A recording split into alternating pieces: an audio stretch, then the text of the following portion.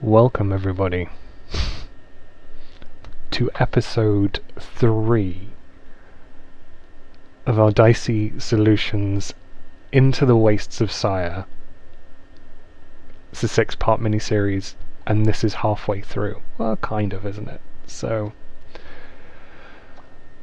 I'll be a dungeon master. I'm Wraith. These guys will be your players to take you through this journey. And I guess I'll start off with an announcement that Warrior Prince 3D is still sponsoring us, and you can go to their Etsy store, look them up, Warrior Prince 3D, and use the promo code Dicey Solutions 10 for a 10% off offer. It's amazing. They're so ridiculously well priced and their stuff comes already primed, beautifully done. I bought them myself and the guy's really cool too, so I've just loved working with him, and I think that you probably will too once you see that some of the other minis that are out there for like 50 quid he's only doing for 14-15 pounds. So yeah, oh my god, so reasonably priced. The other one that I want to give a shout out to is Grimforge. You'll find them on Facebook. They're an amazing scenery and terrain builder, and their stuff is hands down the best scenery and terrain that I have ever seen. The quality is off the scale and just everything about it. They're really small. Go check them out. Grimforge. Is it Grimsforge? The link is at the end anyway, so stay tuned for that. So I believe maybe some of us have other announcements too.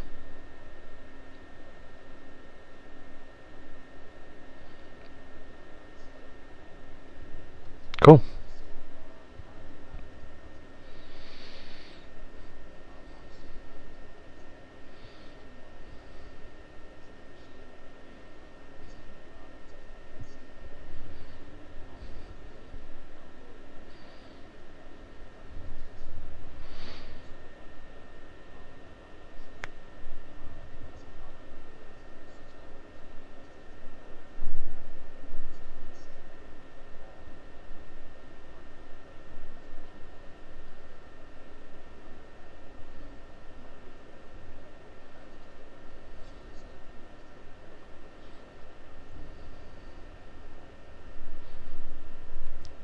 From what I've seen, it looks really cool. Okay, so with that, I think we're going to go into our episode 3 introduction, and then we'll get straight into our next Dicey solution. Okay.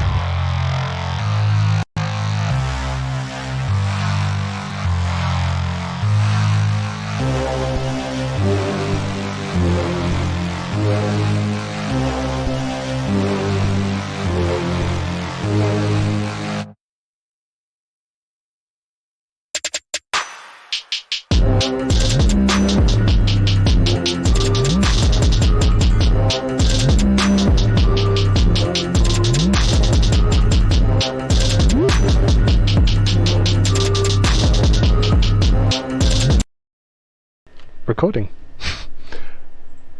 So,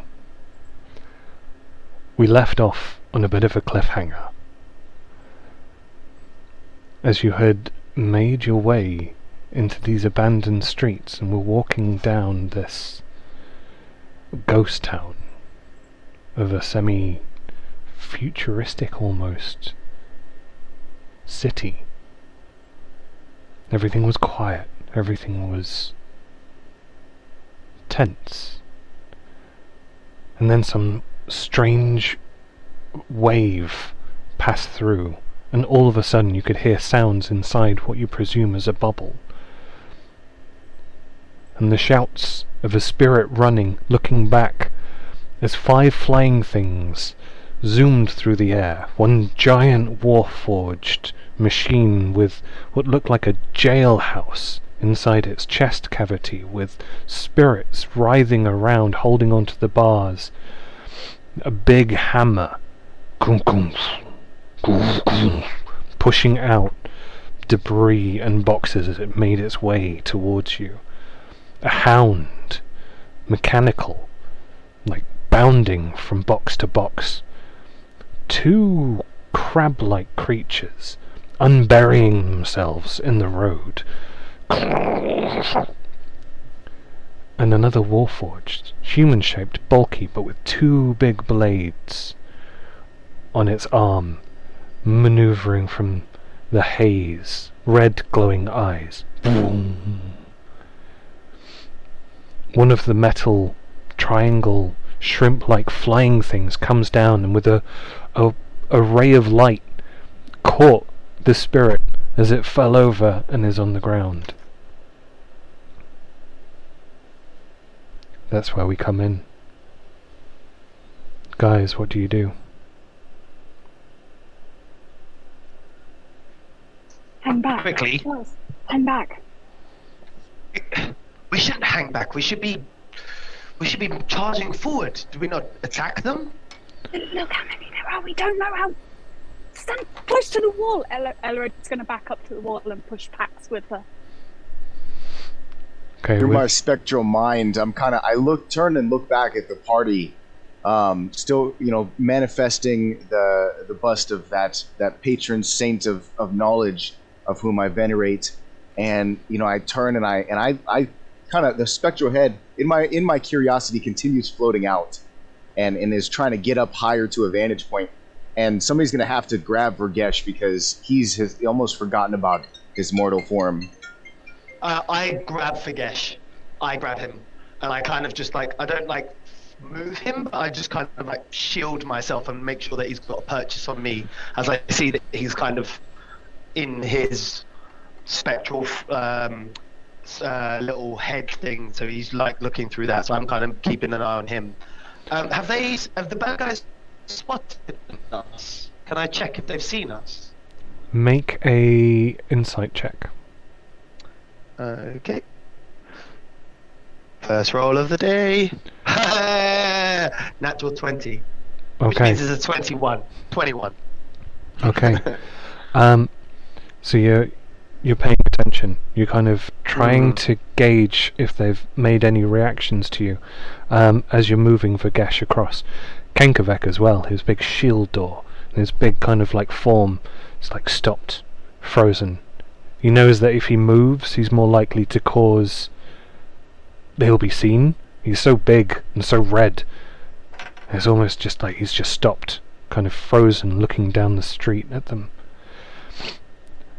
As you're trying to gauge whether or not they've spotted you, the spirit that is robed, that is on the floor, is writhing. No! No, leave me alone! Leave me alone! Kum, kum, kum, kum. They move forward a little bit more. The big one, a whole entire crate is crushed underneath its big mechanical foot. The one with its blades behind is kind of hanging a little bit back. And with your natural 20, Alistair, you can tell that he's staring straight at Vergesh, at Kenkavek, at you. And his red eyes locked, not at the thing that's on the floor, the spectral entity held, but at you. Alarid, Vergesh, if you can hear me, I think we may have been noticed. And I kind of just lift one hand, pointing straight at the Warforged that's like got the two piercing red eyes, and I'm kind of pointing, going, I think they know that we're here. What distance? I think we need to be ready. They're about maybe 60 foot away from you. Like 60, 70. The Warforged raises his hand, and the hound that was about to go up and bite the leg of this spectral creature, like, stops. I raise my arms and walk forward and tell Pax to stay where he is, and I walk up to Alistair and Vergesh. Elrid, what are you doing? The Warforged moves forward too, kind of more ahead of the pack of them. The flying things in the air seem to stop. They're just hovering. And as this Warforged goes, leaps over a crate and kind of boom.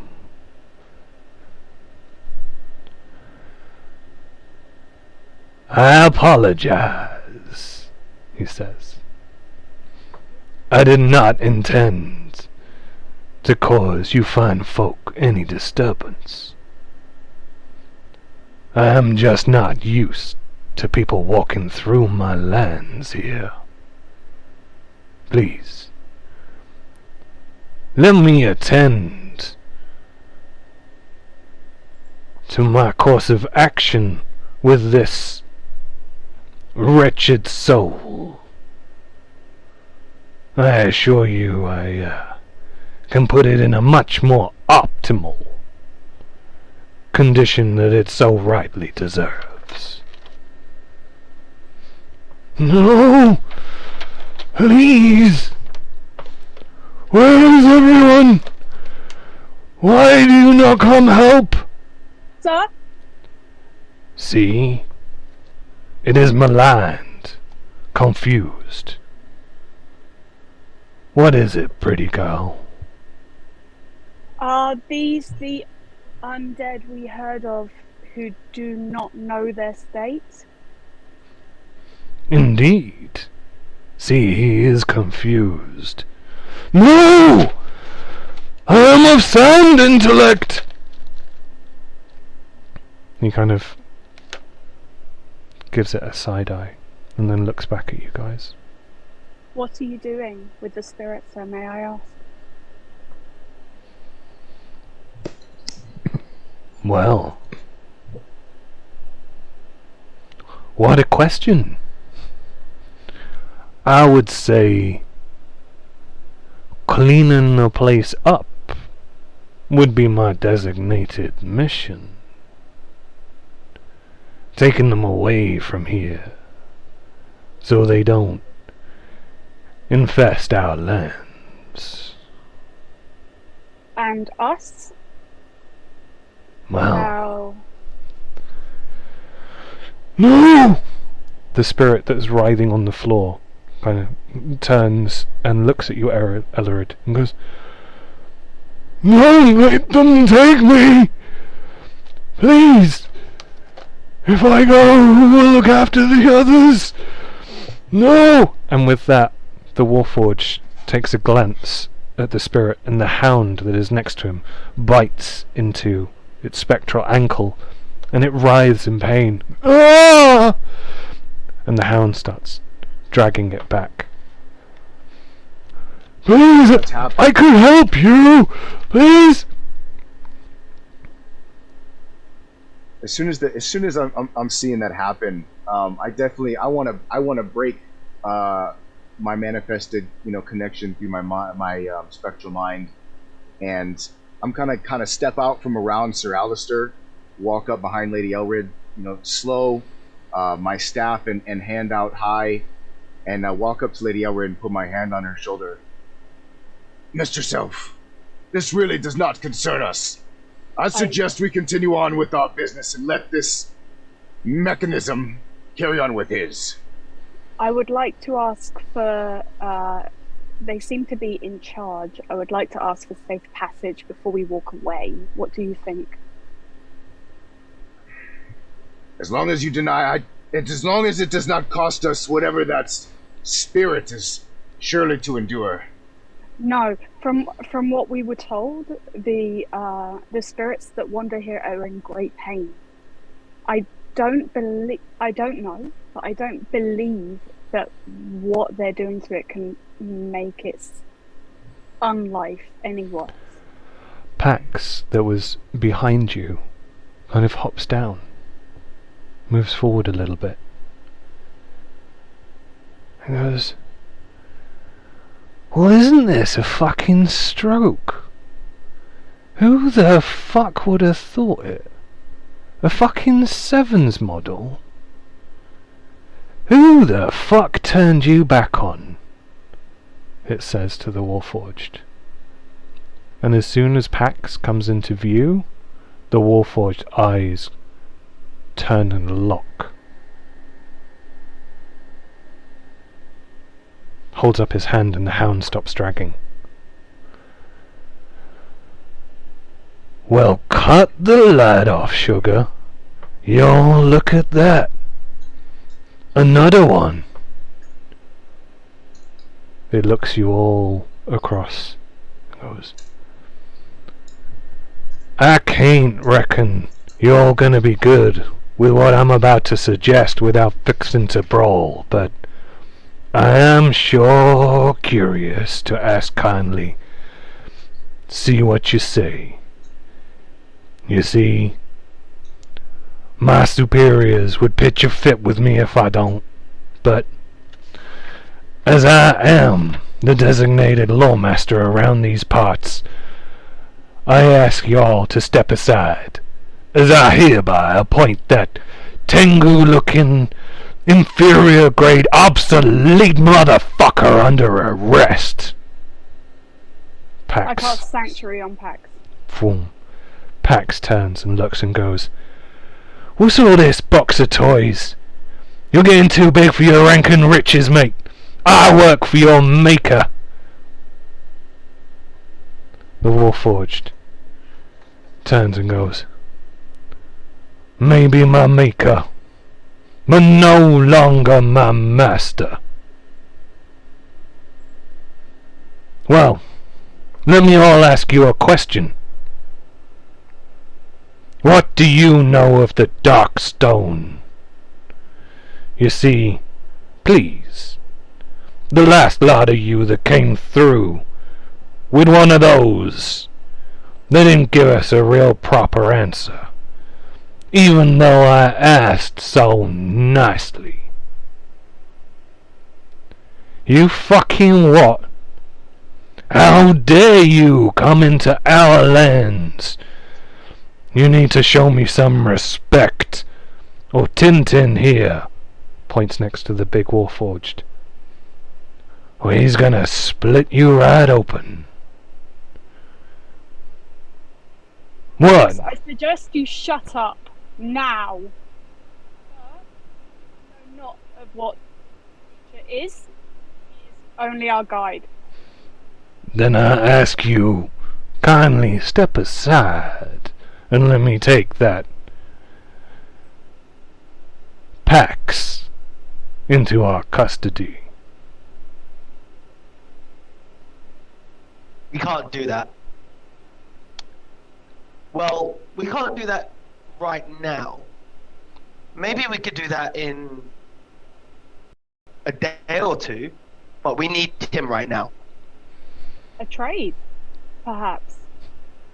We need him. Once we're done with him, you can take him if you want. But right now, if you try to take him now, this would end in a lot of blood, probably on both sides. Then I guess, 'cause to be honest, I was not gonna let any of you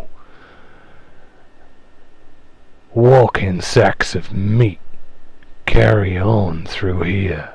This is not your land anymore. I just thought it would be easier. Fine.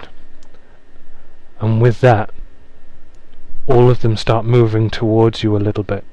Nope, invisibility. Invisibility. Elrid. You and Elrid Draw Elrid. weapons. draw weapons. Elrid, with your passive perception, you immediately hear something moving really, really large, probably the same size like as this big warforged, and it is bounding through some of the taller buildings above you, rapidly moving, coming, and smashing out of one of the buildings. I'm gonna need you all to cover your eyes and hum for me, please, and give me 2 minutes. Hey! And so, bounding and jumping from one of the buildings into the fray of this, like right in the middle, and dropping and landing right in the middle of all of you, like between the Warforged and yourselves. Mark, would you like to describe what they see? Yeah. So, you see what looks almost like another of these Warforged-like creatures, but bulkier, sort of a bit broader across the chest and shoulders, and with lots of kind of weird sort of like runes and stones set into sort of like all up the left forearm, and the sort of where the arms meet at the shoulders, you see big gears and everything.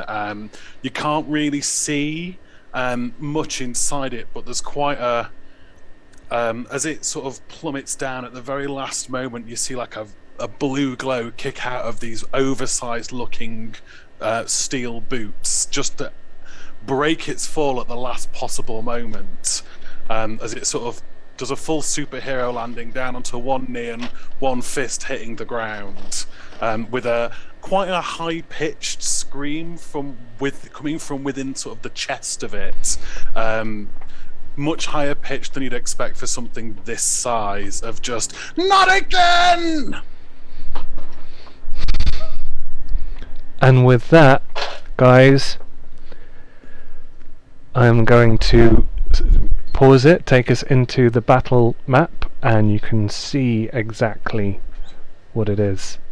Alright, Lady Elrid. 1 second.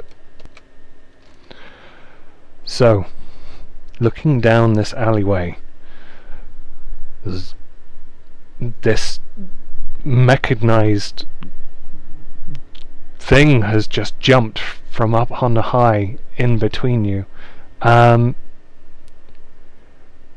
like everyone to roll initiative, please. Yeah. Oh. Well, as soon as I cast invisibility, I would like, as soon as I see this all going on, I cast invisibility. Can I, Lady Elrid, if I start pulling you back, would you get my intention? And if I'm trying to kind of get you out of the mix now that we're both invisible, Yes. I'd like to try to move. I'd like to try to take her as far back as I can while this is happening. As soon as I permissibly can. I was thinking exactly the same thing, so we're on board exactly. Okay. I'm just going I to gotta pause pause for in. 2 seconds.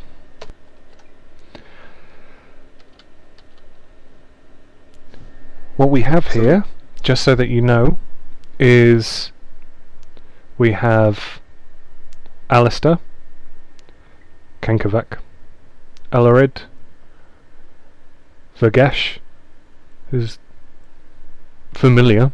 We have Pax at the back here.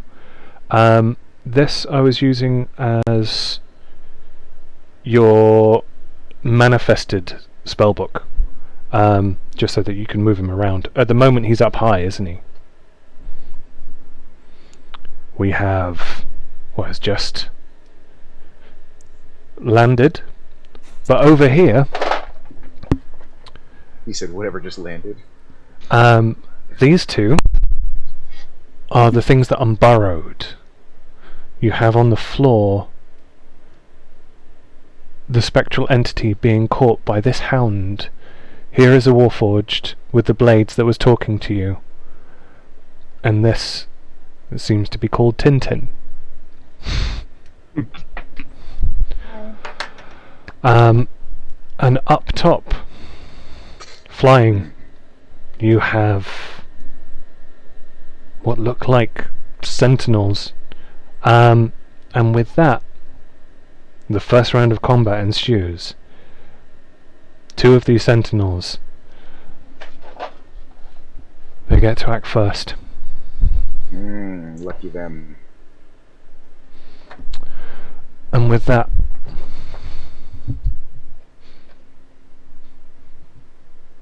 Hold on, One- drama. Dun dun dun dun dun dun dun dun. one is going to fly to up here.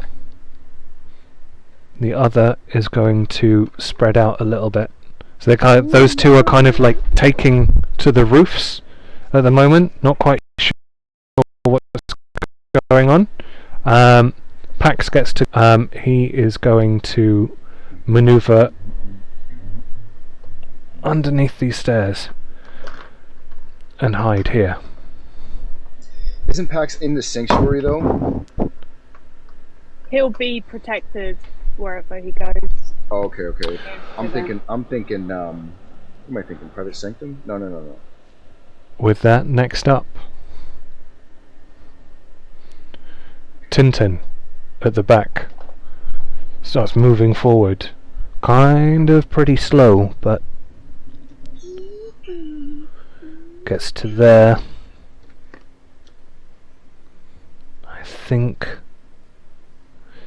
he's going to hold an action, just so you can see. Moves to there. He's going to hold an action. You don't know what it is. Look like to us? His hammer kind of like is pulled back, ready to strike. Right. I'm imagining like a giant, oversized hammer, probably like 10 feet fucking long, right? Because this is the biggest Warforged. This is the one with the cage in his chest, right? Yeah. Yeah. So this hammer's got to be what, like an extra large weapon. It's huge. Oh, mighty. Next up, Sir Alistair. Right, yeah, I'm seeing that we're going to be in this big old fight, and I can see all the Warforged starting to come towards us. This unknown mechanical thing that's kind of dropped in, but doesn't seem to be looking at us. I think it looks more like it's facing towards the enemies. I'm just going to... Is Zook, are you kind of looking at us? Are you looking at them? What's your stance at the moment? It's very much squared off against the Warforged and the other things. Right, so yeah, he's obviously not looking at us, so I assume he's not a threat, or the enemy of my enemy is my friend. So I'm going to do a full movement 30 feet towards the first Warforged that's in the street level, or whichever I can get closest to with my 30-foot movement. So with that, you can move up to there. Awesome. I'm then going to, as I'm charging in, I draw my hand up and kind of just open palm towards the creature in front of me, and I cast a cantrip firebolt at the large Warforged that seems to have squared off towards us. Sure. Roll to hit. That is a 24 to hit, 24 hits. and that is 12 points of fire damage as this firebolt just kind of comes, kind of almost like manifests out the palm of my hand and kind of just shoots in a straight line where I was heading and kind of blasts in the chest.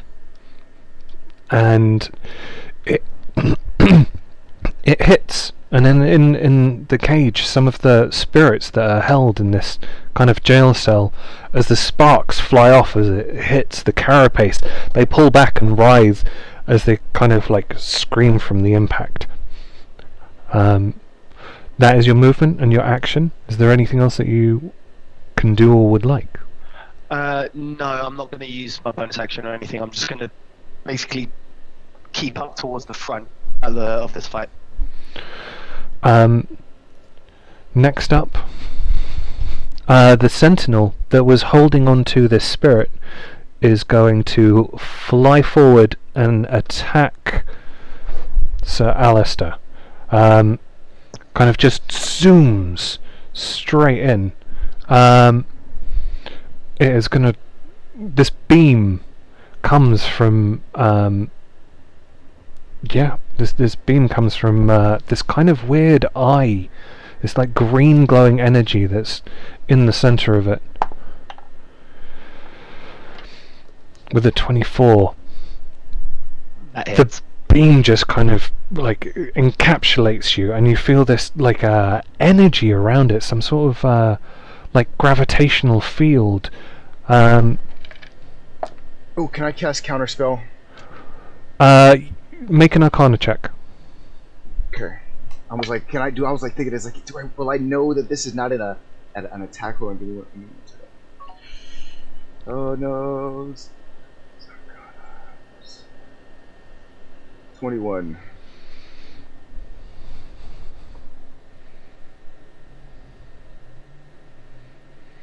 21?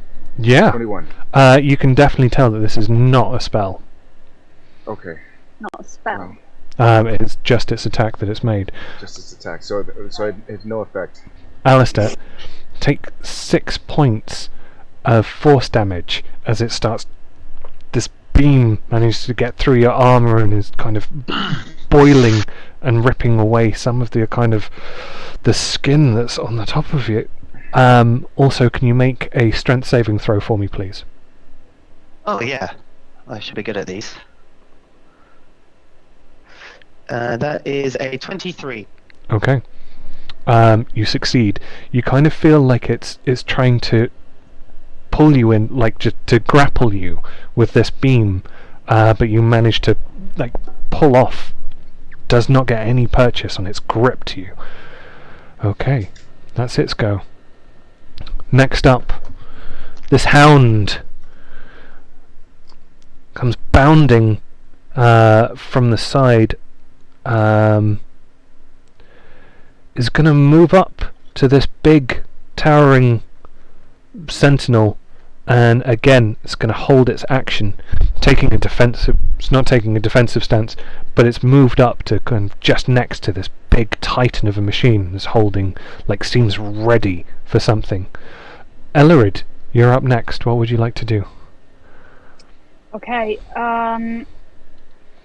I would like to, while they're clustered up, I would like to get a 20-foot cube out, if possible, and cast Fairy Fire Dex save 18. I've got 60-foot range if I need to move. So with 60 foot, if you move maybe like 10 foot closer, you'll be in range of 60 foot. Okay. So moving up, you would move to about here. And with your fairy fire, you would you would be able to get. Can you make a perception check for me, please? Yeah.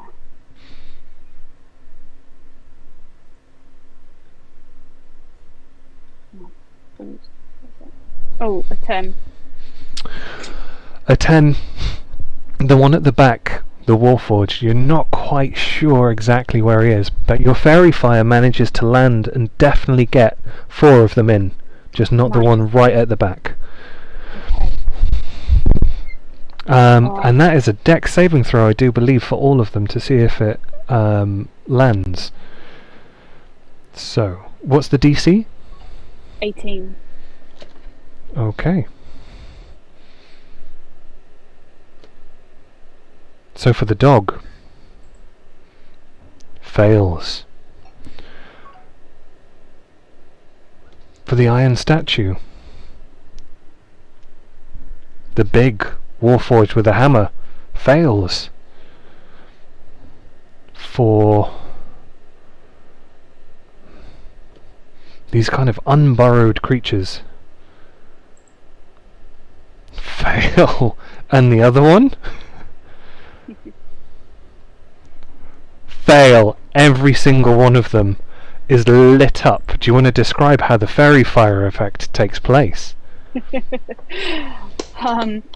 Okay, so Ellerid's looking around and she's thinking that these guys are strong, and her usual go-to in this situation would be to get the plants out and then tangle them, but she knows that this is very unlikely to work. So instead she shoots out stars, violet stars, from her arm, and now each creature is shedding violet light, which should go nicely with their coloration. Well, any attack roll against those creatures now has advantage, as long as you can see them. and we are going to light them up. And they can't benefit from being invisible as an action. I don't have enough tokens to put over all of them, so I'm just going to call them baned for now. Or let's say that they're poisoned, but they're not really poisoned. But here we go. Poisoned with light. Poisoned with Yeah. fairy fire.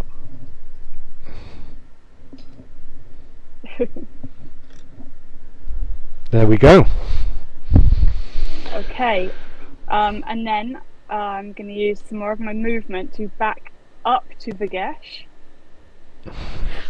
And I remember something that he said to me earlier about wings.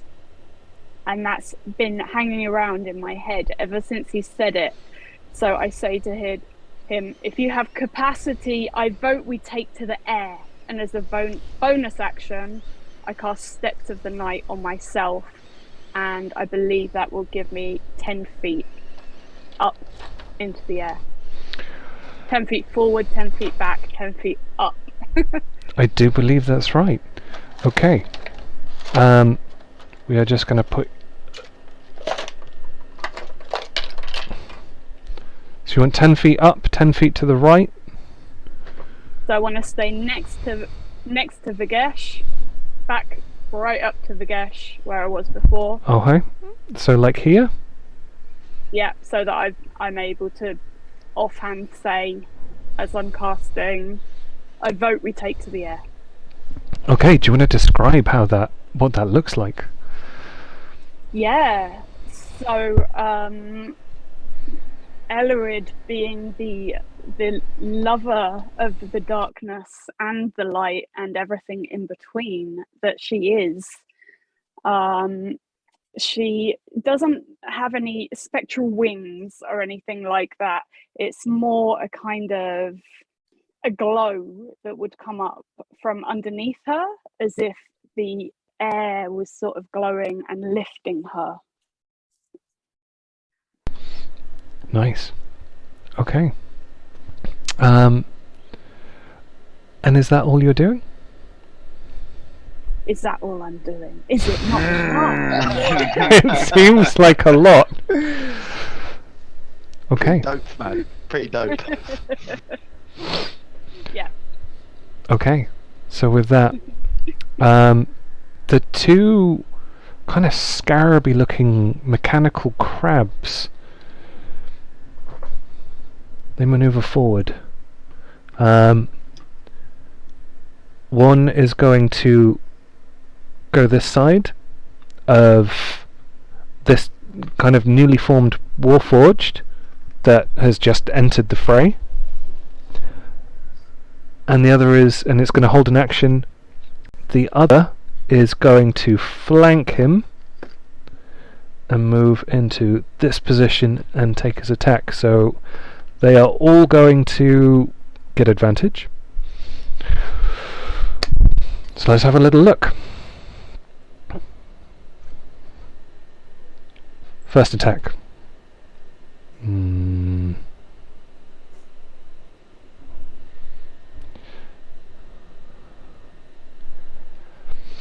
The first one, as it comes to try and Nash, just misses. Like it kind of clamps on the side of your armor, but it just kind of scratches off, not being able to get any kind of like dent or purchase, the barest slightest of marks. And the other one,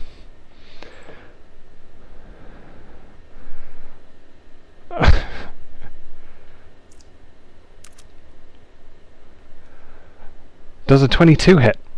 No, it just, as it tries to strike from around the left forearm, just like this big golden sort of kite shield kind of light appears as it clangs into it and then just fades away immediately. And with that, both of them do not seem to have made any dent or any advance. Vagesh, you're up next.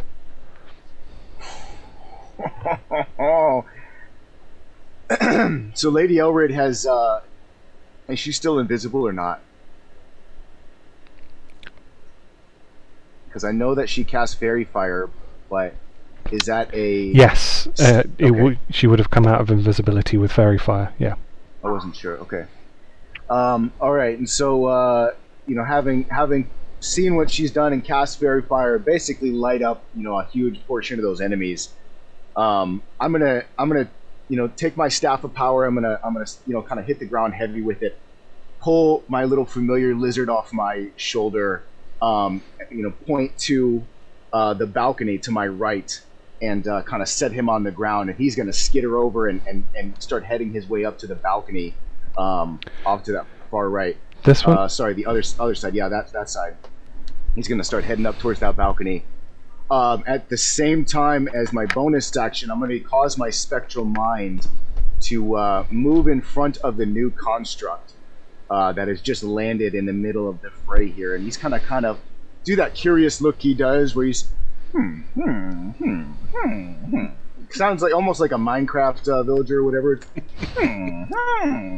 As he's like looking around, curious. And if he had a hand to stroke his chin, he definitely would be.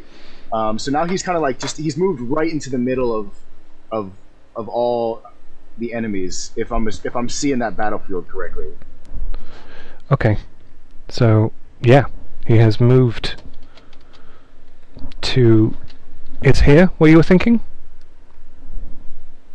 Right. Yeah. Basically, right there. Exactly. Okay, that's where he is. Now, what would you say would be the distance from that cube to the farthest enemy, or from that Spectral Mind to the farthest enemy? Maybe 30 feet. Maybe 30 feet to the one at the back there. Is there any way... Okay, so how close am I to the enemies right next to the new construct, Zook? So, this is a 15 foot? 10 foot? Okay. 10 foot? 10 foot? I want to move 5 more feet, and I think I might have just barely enough movement speed to do it with that Spectral Mind at 30 feet. From where it was to maybe 5 more feet, a little bit towards the further enemy. Okay. Just I'd like to be centered as much as possible. While I'm passing the enemy, or while I'm passing Zook, I'm kind of, again, I'm looking around at him, I'm curious about him. I'm also looking, or the Spectral Mind, he's also looking at the constructs. He looks down at the soul as he kind of hovers about him, and he gets right in the middle of the courtyard, and And it's just then that I look up to still in my invisible form, having set down my invisible lizard, who his chameleon form. He kind of just maintains his invisibility all the way up to. Yeah. Right about there looks good. As long as I can be within, let's say, 20 feet of all my enemies with my movement speed from where I was. I would say that's about right. Okay, great. And so my chameleon goes up. I send out the spectral mind, who's curiously looking at all the constructs and all the beings that he's never witnessed before, and he's looking around at them and again doing and Lady Elrid has told me to take flight, and I've witnessed her was it spectral wings, right? It wasn't spectral. Kind of light, just a light underneath me, pushing me up. Oh, okay. So I just see this starlight lift her up, and I say to her, again, still invisible, indeed, it is quite a spectacle to behold your magic power unleashed. But it is not yet time for me to get wingy with it. I have other plans. And with that, I tap my staff again, and my manifested mind casts Fireball through the Staff of Power at 5th level, right directly centered on itself. Okay. Fireball. Give me 1 second.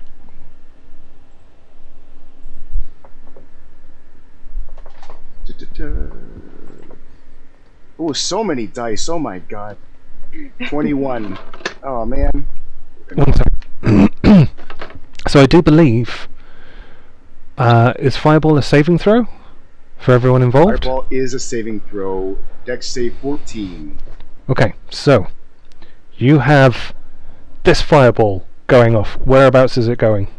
Right centered on my manifested mind. Okay. You will catch...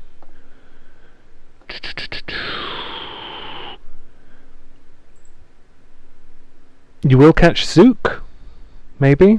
Would you like to not catch Zook? I wasn't overly concerned with not catching him. Okay, You know what I mean? then... I was more trying to get all Then the you hits can I get... Let's have a little look. No offense, Zook, but I don't know you that well yet. No.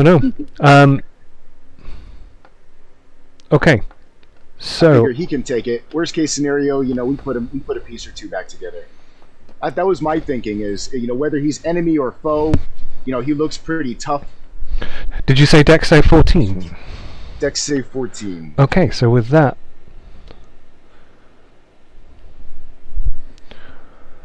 The kind of weird scarab thing, the unburrow thing, just manages to maneuver, kind of maybe burrow itself down into the ground and avoids the brunt.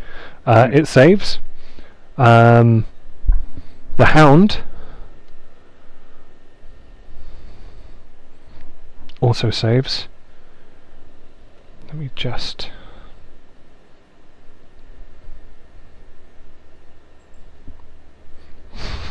let D&D Beyond get back to where it was. The Sentinel saves. And very last, this Warforged does not. The guy at the back, almost because his view was blocked by the big one, couldn't react in time. How much damage?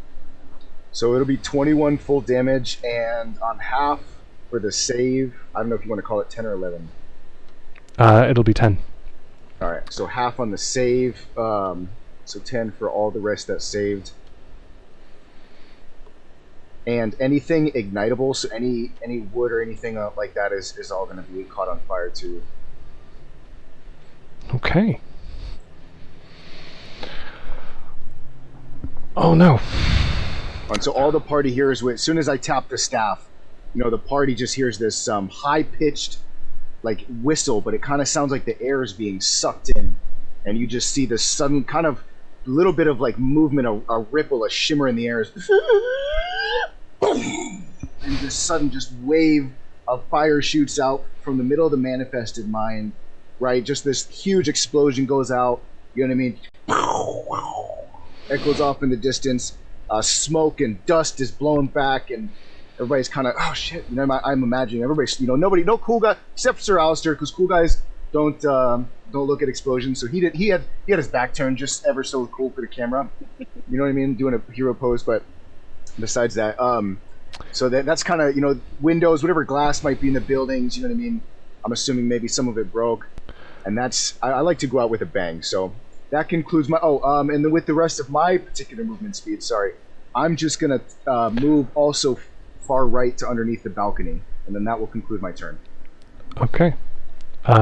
Zook, could you make a dexterity saving throw for me, please? Sure. Oh, I got a 9. Take 10 points of damage, please. And with that, No, would he take 10 or would he take the full 21? oh, of course, 21. I do apologise. Me too, Zook. Can We I all use apologize. can I use my reaction, please? Please. So, as this firebomb goes off pretty much right in front of me, and there's going to be a sort of a half dome sort of suddenly appears that's in the same color as the fire. As for my reaction, I cast absorb elements and pick fire. Nicely done.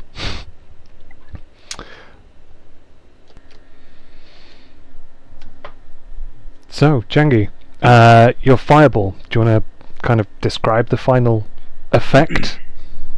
Yeah, so as the party, or as the manifested mind moves around this recent construct and centers itself in the middle, and all the party is going to hear is this inward whistle, this kind of this sucking of air and dust and everything, kind of a ripple in the air suddenly appears around the manifested mind centered on it, and then a shockwave lets out a loud burst, an explosion centered on the mind that sends out a dust wave, air wave, followed by a huge fireball that's kicks up the dust and shatters the windows around it and causes a ringing in everybody's ears, for hundreds of feet, and then all that's left of the after the fireball goes off, the manifested mind is sitting there and shakes his head a little bit, and a little bit of spectral dust falls off, and it gives a curious look about to see who's left standing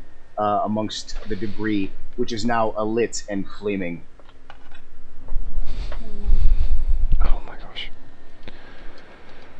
Okay. So with that, Kenkovek goes next. The hobgoblin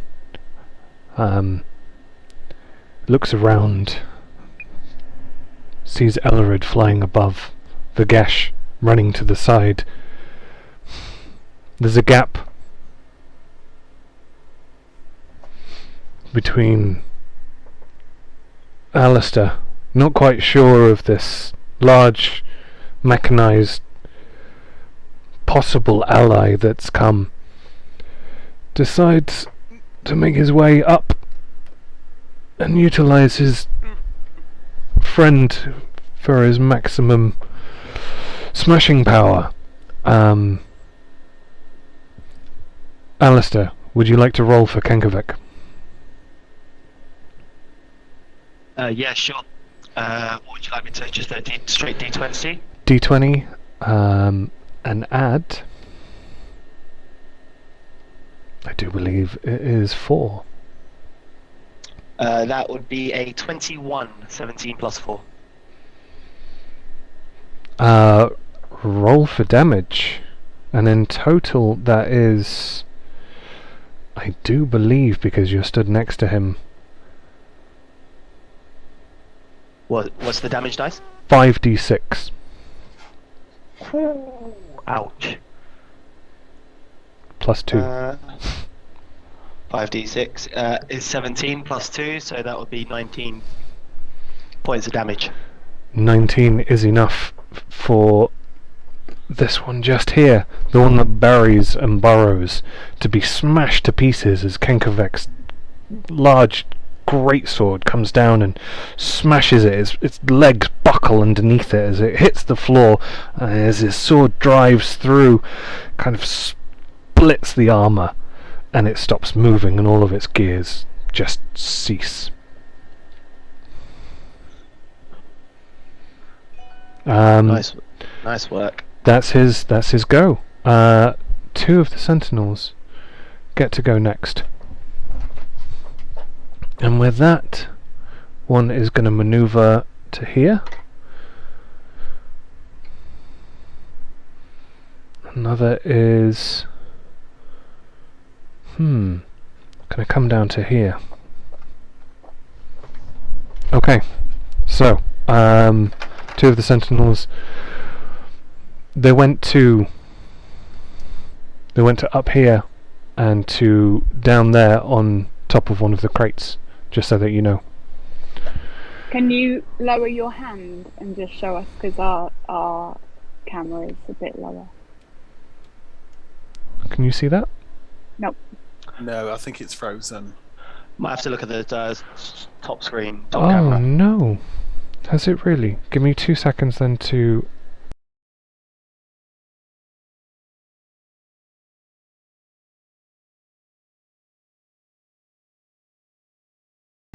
So, technical difficulties, hopefully fixed. Kenkovek just moved up to Alistair, found a little breach in the space between this new mechanized machine and Alistair's firebolt attack, managed to smash in half this crab-like looking creature that was just unburrowed out of the floor. After that, two of the flying sentinels maneuvered from where they were to up here. So there's three of them up there now, and I do believe there's three there.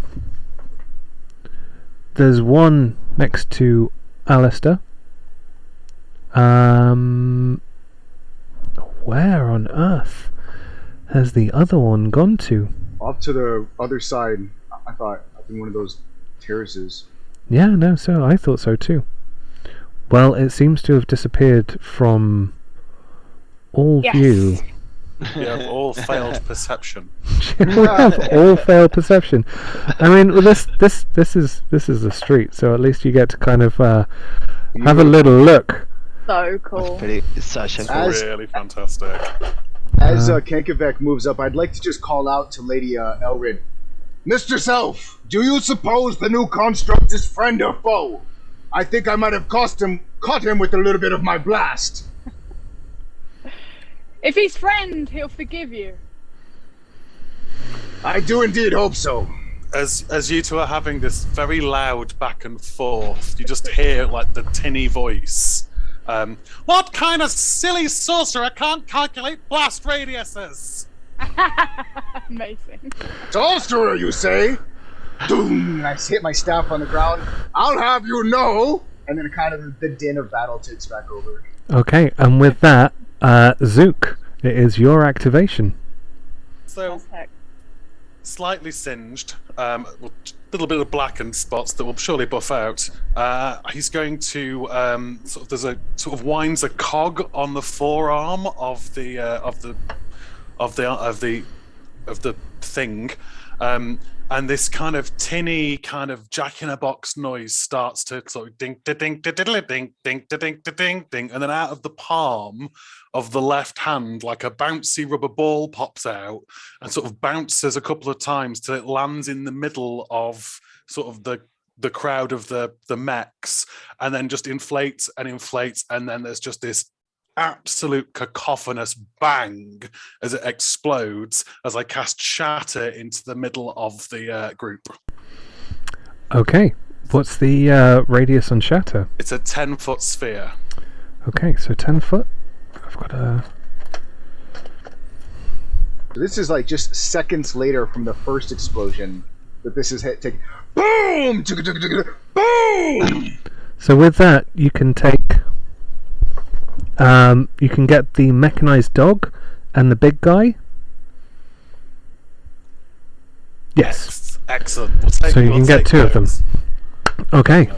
So let me just maneuver this up so you've got a better idea of what's going on.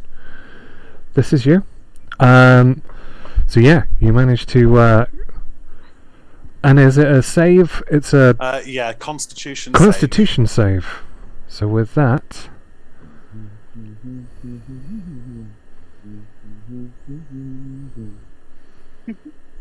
However, non-organic things that are inorganic get disadvantage on that save.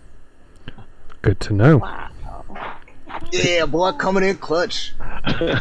So the big one, disadvantage. What's the DC? 14. So 7 it gets. So yeah, the big one. Bits of it kind of seem to turn, like cracks appear in it, and for the dog, that again, it gets an 8. So yeah, both of them take full effect. What's the effect? So they both take 15 thunderous damage. Boom. Boo. Yeah. The understatement of the game. That's it. It's just because it's the shatter spell. It's 3d8 thunder damage. Nice. So yeah, do you want to describe? So as this sort of little what looks like a rubber bouncy ball sort of like inflates and then just goes bang, this very ridiculously loud sound that just sort of sends out this shockwave from the center of the bouncy ball that you just see it sort of hits both these metallic construct kind of creatures, and you just see like bits of them kind of getting knocked away, and sort of like there's just a clear circle, there isn't a spot of dust or debris within sort of like this 10-foot sphere centered from where this bouncy ball had. So there's like a perfect circle cleared away where the char was from the fireball previously. Nice. Nice. Would you like to do anything else? That's all I can do. Okay. So, next up is the Warforged Hunter Soldier at the back. And after taking the blast damage from the fireball and seeing you descend into the middle, kind of looks around at everyone, weighs up his chances and goes, Tintin, I do believe we are very outmatched here. Let's retreat. And with that, he moves off the back of the board and out of your view, behind one of the buildings. At the top of the round,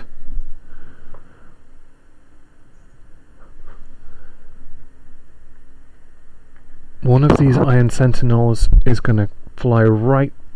Let me just show you.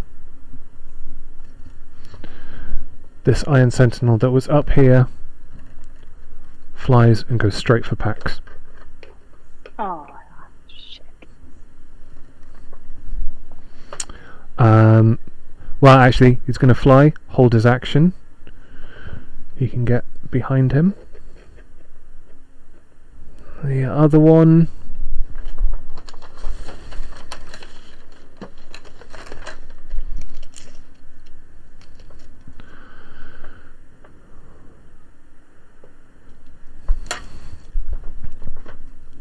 It's going to fly down, head straight for Pax, and they're both going to attack him.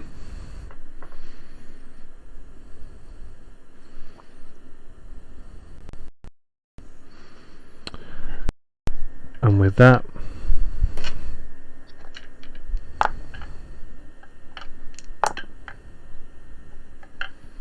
How do they attack? with this force ray, this beam comes from like this seemingly green glowing gem that's in the center. Both of them hit Pax at exactly the same time from either direction. And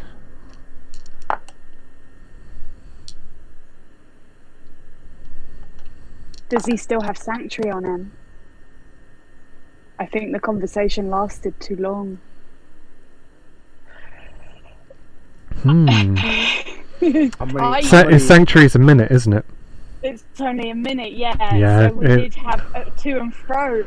The Sanctuary would have gone, and unfortunately, with that, Pax takes 26 points of damage, and you see Pax break apart into what is cogs and gears, and his eye springs out as he's cut in two, and he kind of falls to the floor with just mechanical gears underneath his robe and sparks and lighting, and he kind of turns and goes,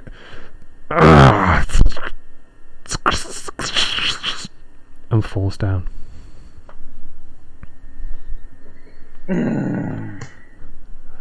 The big guy goes next, maneuvers back. He's kind of still in your eye line, but he's now almost off the map. So Alistair, what are you doing? Oh, he's not getting away, the big guy. How far away is he from me?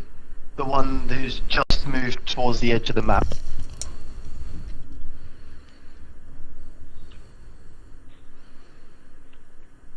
Mm, 90 feet. 90 feet, cool. As he's moving towards the edge of the map and kind of trying to make a retreat, I shout out towards him, "Coward! You run from a fight? I will not have this!" And I charge forward. I'm going to move forward 20 feet. There is. Let me just show you. There is currently one of these sentinels right next to you. Okay. It will get an attack of opportunity if you just run past it, but you can do. Stop there for a second. There's a sentinel next to me.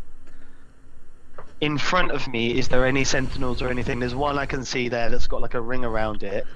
You've got advantage on the magic effect ones. Cool. So there is this one that burrows just here to the right of Zook. There is the hound that is in front of you as well, lit up by Elarid's fairy fire, and there is a sentinel just here. Okay, here's what I'm going to do, because I'm going to cast this before I move. I was going to move and then cast it, but I'm going to cast it before I move. So I'm going to cast Misty Step and move 30 foot closer to the one that's moved towards the edge of the map as a bonus action. Yep. So that will avoid the attack of opportunity. That will definitely. I just kind of fold into dust and then move 30 feet ahead instantly. Of which then, as I kind of reappear, I'm in full stride as I'm now charging down towards there, taking my movement action to get to the one there. So it should be... How close can I get? You can get within 5 feet. Ooh. Fuck yes, that's melee range, son. I'm within melee range, 5 foot range. You're within melee range.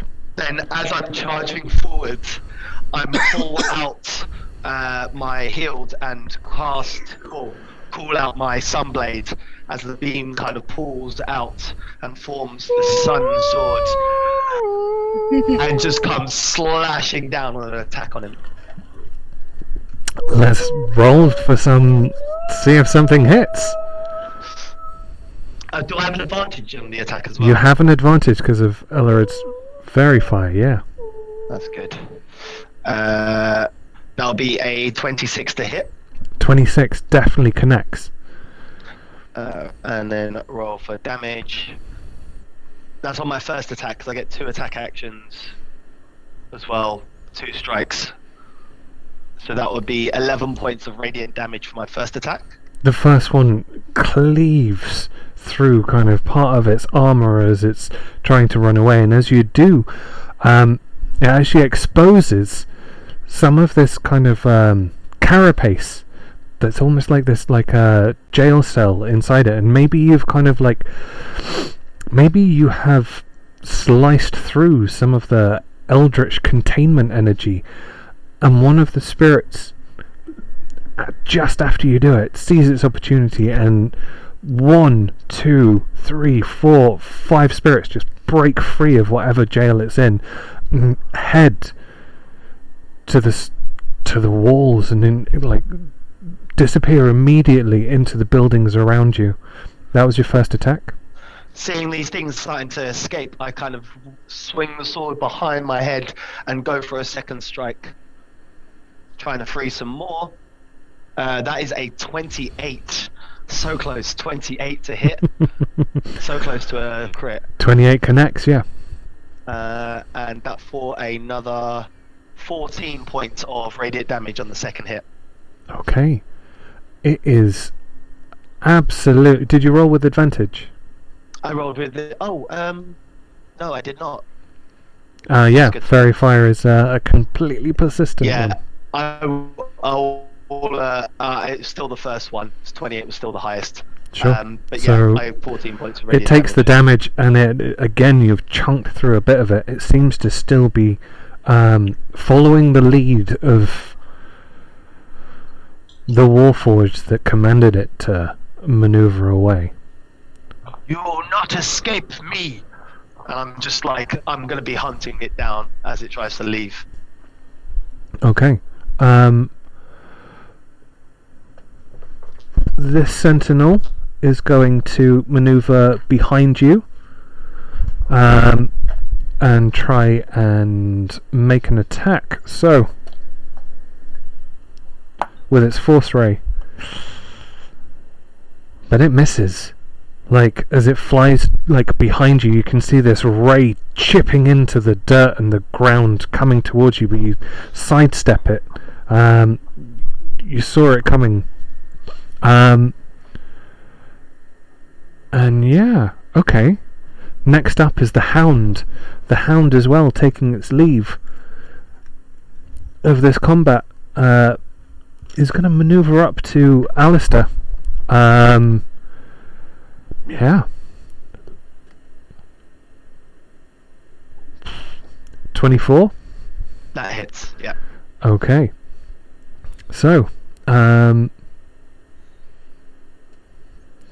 it comes, it grabs hold of your leg, and with its like huge jaw, take 5 points of damage, and I'd like you to make a strength saving throw for me, please.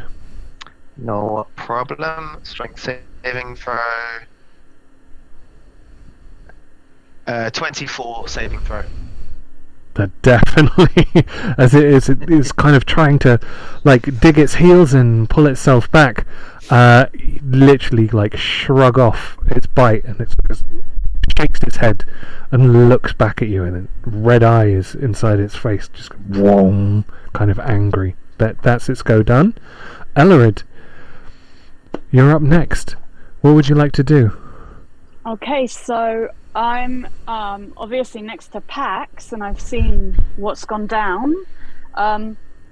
With my training in both tools and machines and healing, would I know that I could cast a healing word and help him as he's down with the state he looks in? Make an intelligence check, but add your proficiency bonus because of your tools.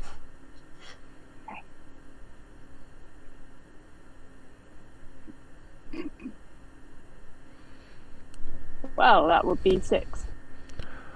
You're not quite sure. Clearly. Like, You haven't really come into that a situation where you have ever had this situation. It's 50-50. You don't know. Okay, so I'll cast Healing Word on Pax. And as you try and cast Healing Word, the spell tries to take grip. I will say, I'll be fair. You're kind of searching for a kind of like a pattern to lock on, where your mystical energy would flow from one soul to another, or one creature to another, and it's just not there. Okay. So I'll let you still have an action. Okay, cool. In that case, is anyone currently threatening Kenkavek, Zook, or Bagesh in the middle? Currently, there is still this thing that burrowed out from underneath, is just next to Kenkavek and Zook. Okay, cool. So I'm gonna hit it with a.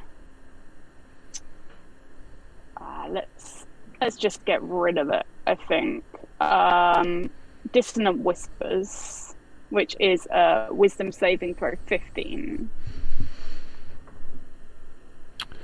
So.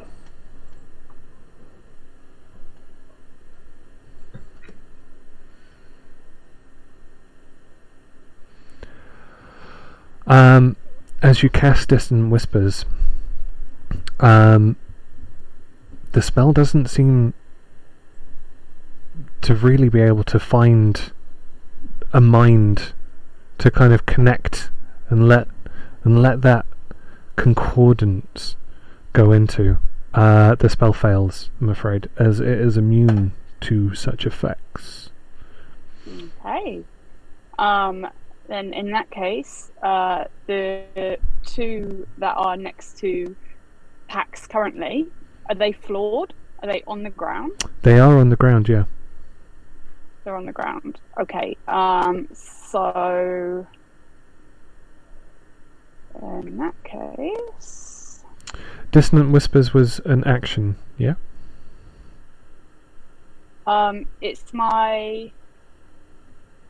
It still counts as a spell, even though it's a free. Yeah. One. Yep. Yeah. Okay. So you have a bonus action, I believe? I do. Okay. I will. I don't know if anything is going to make any difference. You still have your movement. No, I'm just trying to do something about Pax. But if I've discovered that he can't be healed, and I'm an expert in technology and in healing, so I've got literally everything I could possibly need to help him. But I just can't figure out how.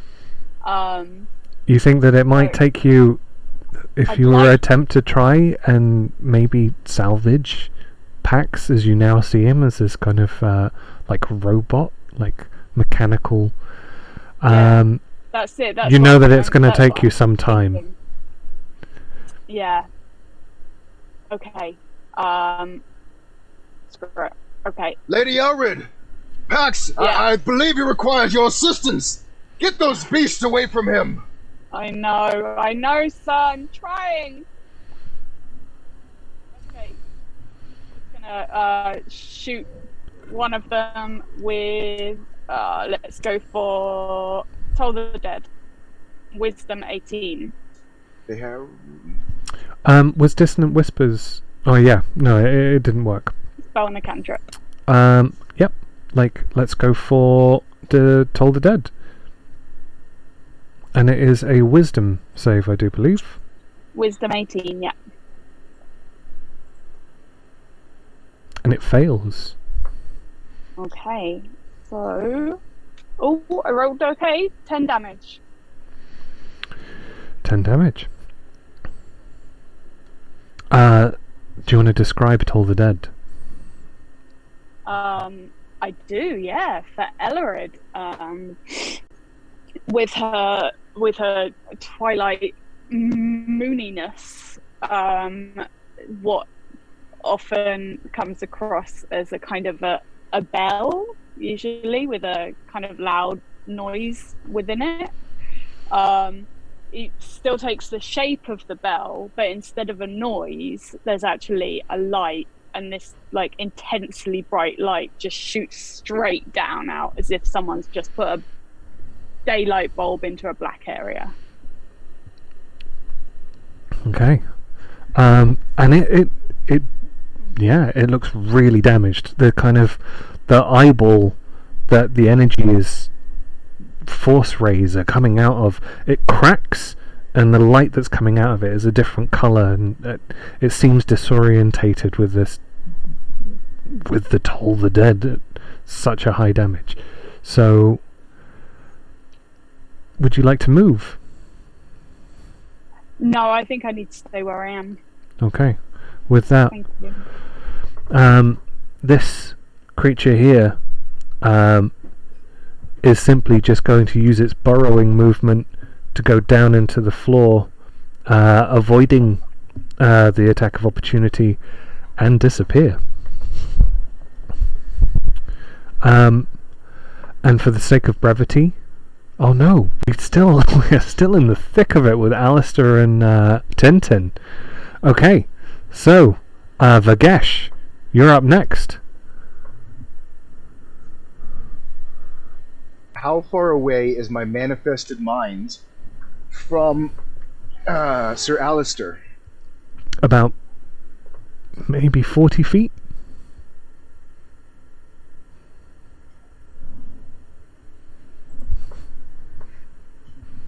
Okay.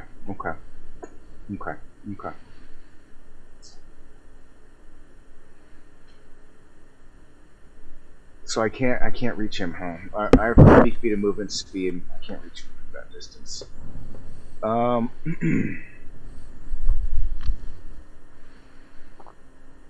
Okay, screw it. In that case, I would like to. I'm gonna move my manifested up. Can I reach the one of the hounds? Is that hound currently biting? Yeah, it's definitely attempting to. So with 30 feet. I mean, you can get within. Yeah. So this is the 30 feet. You could get either the sentinel to Alistair's left or the hound. The hound is currently still shining brightly from fairy fire.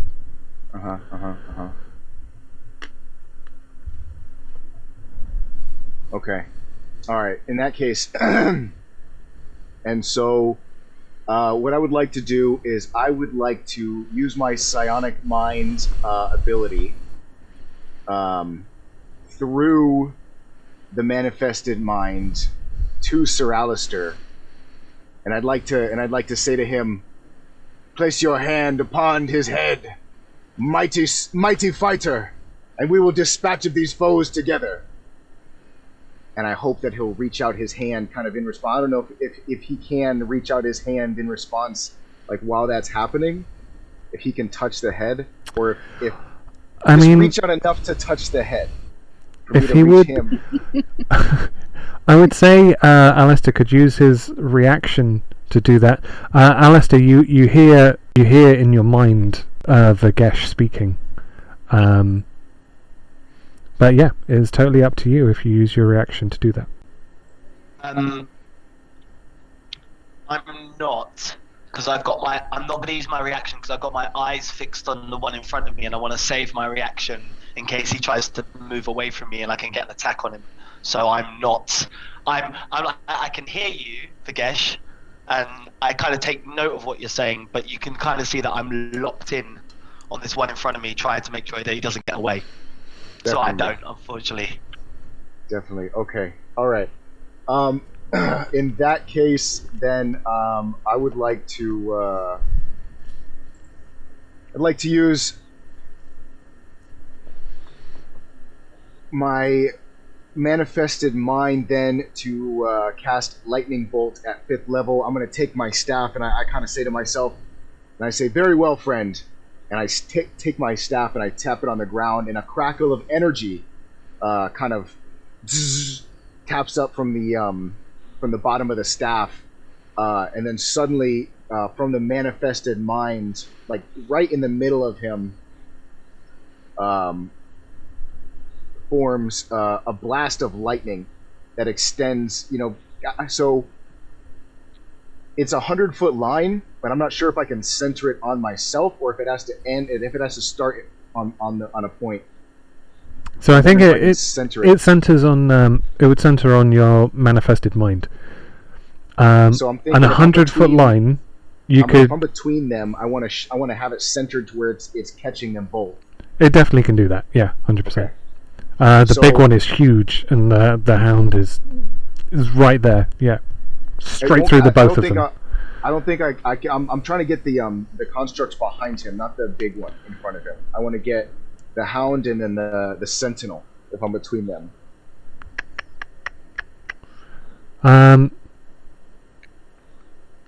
You wouldn't be able to get the two little ones. You could get the hound and the big guy at the back. I'll target the hound and the big guy straight down, and I'll kind of just give a wink to Sir Alistair through the manifested mind, and then take a big breath in, and you just see this. You smell ozone, Sir Alistair. You kind of feel your hair on the back of your neck stand up, and you feel kind of this static fill the air as the manifested mind takes a breath in, and then just lets out this really kind of anticlimactic little just breath. Just that you can't even feel it, but it. And then out of this little puff of air is just this huge lightning bolt. Comes shooting out of the mouth. 5 feet. I mean, a 5-foot wide lightning bolt, right? So this thing ain't like this. It takes up the whole space as it crackles. It's not even one light. It's like a whole stream of them, but all in one line. Shoot out through the hound and through the construct, or towards the construct. Let me roll for damage. DC 14 dex save, and I treat every one as a 2. So that's in fact 40 damage. Hold on, let me see. Nope, sorry. Let me go back. I gotta go back. I think it was 40 damage, but I treat every one as a 2. So I think it was... Oh, damn. Hold on. I gotta go to my features. Where's the... I can't find... like the notes to see my past roll. How many ones was on that past roll? I can't see it. Did you roll 10d6? Yeah. You had 2 ones. 2 ones. So 39, 41 points of lightning damage on DC 14 dex save. Well. Ouch. Ouch. Neither of these things are incredibly dexterous. And that is enough to literally rip apart both of them. The dog just kind of blasted to pieces in this incredible torrent of electrical energy of just nature and tempest. And the big one, the dog gets kind of flown into the construct as well, and the dog literally disappears into tiny little pieces as the big one is pushed back about maybe 25 foot, like through the air, and as like parts of it just shatter, and an arm goes off like onto one side of the building, like one side of the road, and its head goes to the other. And as this bolt, like finally, the effect finally like dissipates in its wake, just the hammer like drops and goes chunk, and kind of like, and then falls to the side. And both of them. The manifested mind, after this happens, it burps, and a little bit of like sparks come out as it kind of. Now, for the sake of brevity, the other little sentinels, you manage to dispatch like one of them, and the other two literally just fly up into the air and fly away. Sir Alistair, you turn around, and I'm sure you could easily react and cut that sentinel in half behind you with that flaming sword of yours. You power man you. I'm just standing there in shock for what just happened. Through my psionic mind, I say to Sir Alistair, I gave you the chance to share the thunder. I was just Speechless? cut him up. Like, you what power do you have? That is incredible. I'm Never glad I'm underestimate the well power insulated. of the elements. Shock, yeah. That sentinel could probably just literally just walk away, and I wouldn't attack it. I don't know. I'm just standing there in shock to this like lightning blast that just came past. I'm almost standing there and like my ears are ringing like from what has just happened because that explosion was right next to me as that happened. Yeah, complete shock. Well done. Well done. I'll stand at the back next time. We'll let Grassy. We'll let Grassy I'll take stay the lead out on of your way. that I turn around and I see kind of like the remnants of what's happened in the battle, and I'm like, "You there?" I mean, I guess thank you. You helped. Who are you? Oh, you're talking to me? Yes, sorry. Where my manners, I'm still a bit in shock after what just happened. But my name's Sir Alistair. Shock. And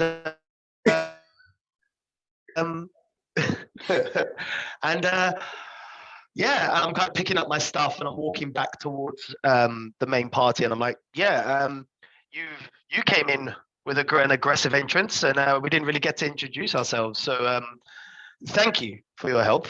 And yeah, would you care to tell us who you are and what are you doing here? Oh, hi. And as he says, oh, hi, like one of like the big right hand waves, but there's like a hissing sound, and sort of steam starts to kind of emerge from the sort of the plates around it, and then the sort of the chest plate and the face plate just opens up, and inside this suit of armor is this very short goblin looking creature. Big goblin ears, but instead of the very long goblin nose, it's a very round nose, and he's not got sort of like the traditional kind of, he's not that green, he's kind of a pale green with kind of very quite rosy cheeks and curly blonde, strawberry blonde hair, and a little kind of goatee thing going off. They're not things you'd expect on a regular goblin, but it's kind of, it looks very goblin, and he's kind of in dungarees, and he's got like a little soft, like knitted woolen cap on and big goggles, and you can just see there's tools hanging on the inside of this kind of suit of armor that he's wearing. It's massive.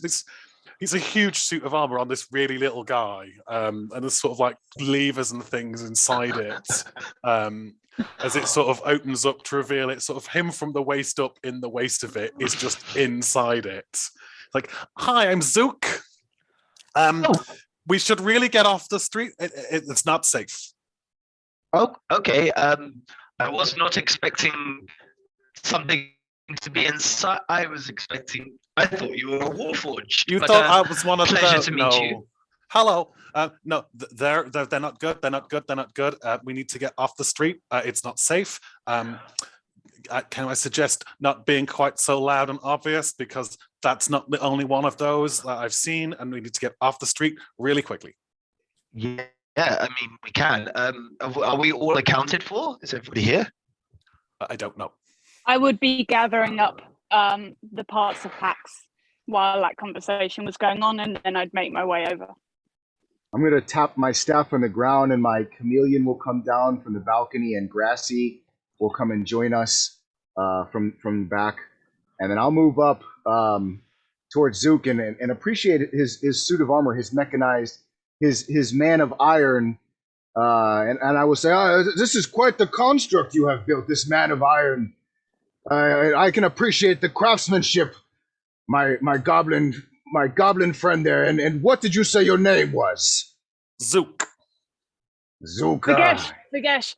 He said, "Shh, there's more. There's more. We need to get into a side street." And I'm gonna A put my side hand... street? Did you not just see what I accomplished? They should be running from us, not us from them. Vagesh, please. Bring them down. I demand we have more challenges. So I I was am wrong crackling about with sorcerer. energy. Bard. Obviously, it's a bard or some kind of loud person. A bard?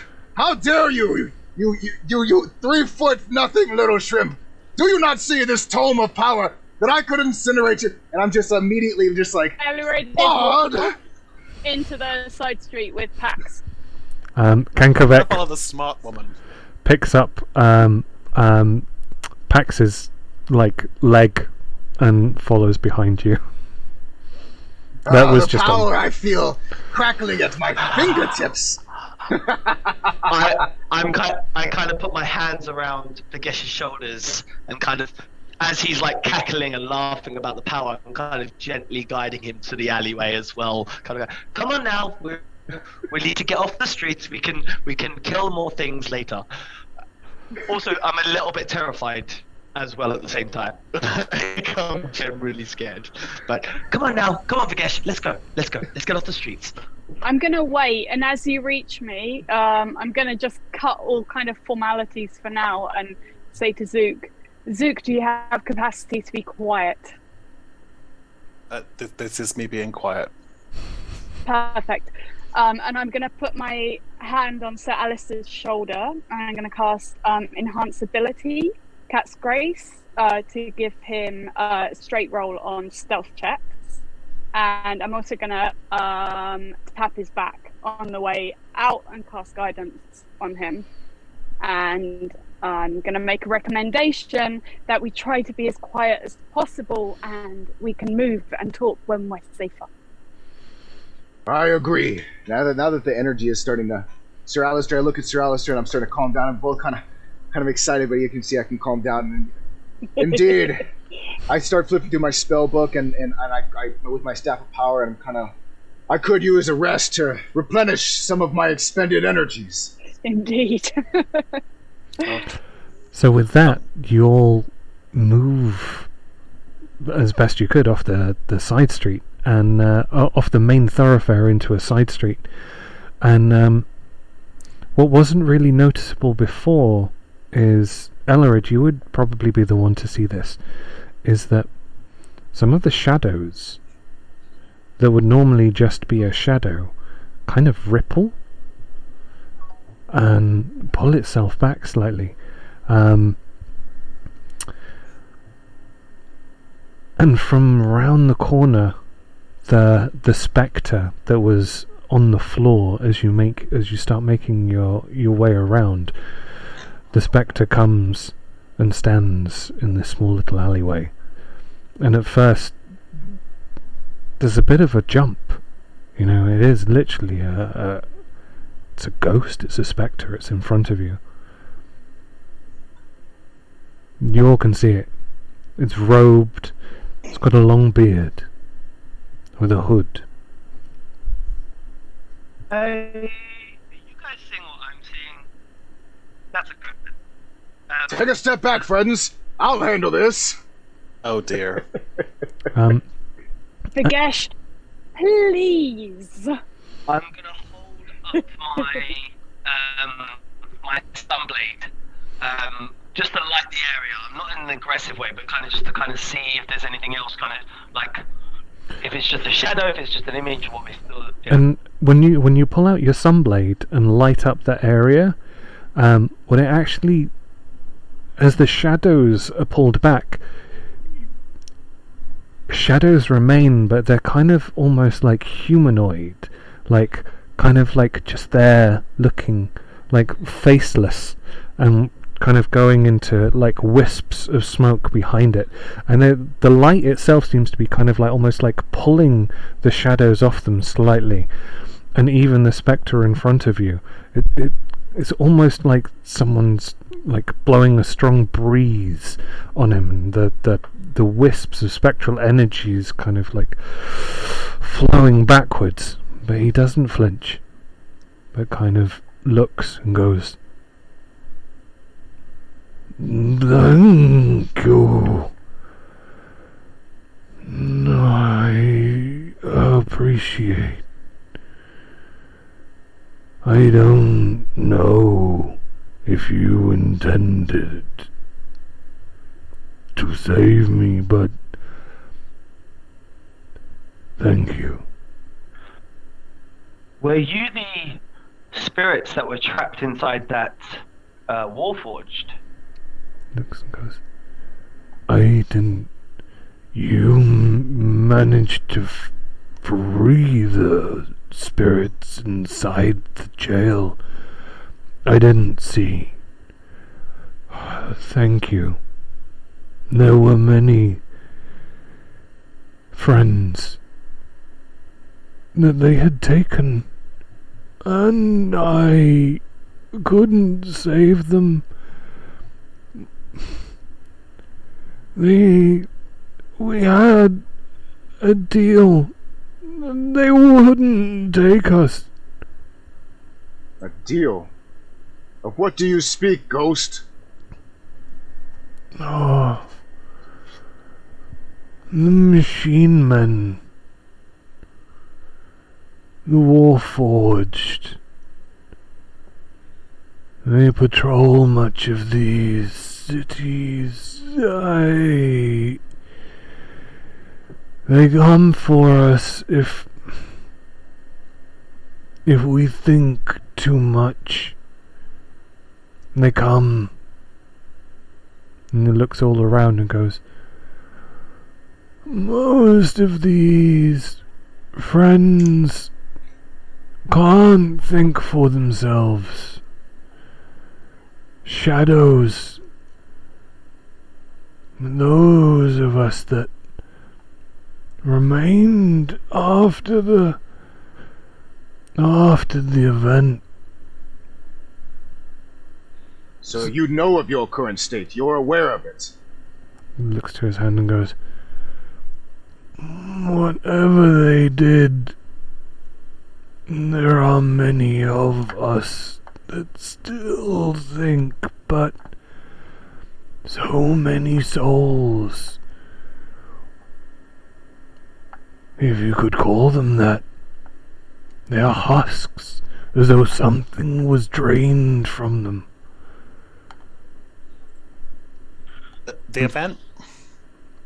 The thing that caused the thing, but the thing and the whatchamacallit and the fog and everything? Yes. By fog, you mean the wall of death? Yeah, fog. Yes. Yes, there was a purple light flash all of a sudden, and this.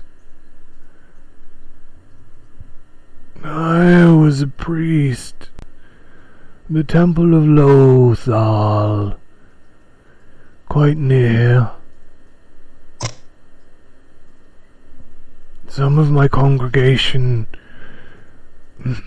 maybe the magics of the temple, stopped some of whatever had happened, and just left us like this with a semblance of ourselves. But as far as I can see,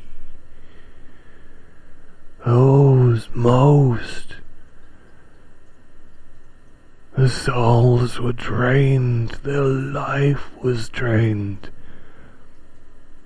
and then the Warforged came. Yeah. I'm sorry to hear of your troubles and what has happened to this land. I've heard stories about the event and everything that took place here, and seeing it for myself has made me question a few things, but we are only travelers here, we're only visitors. We are not here to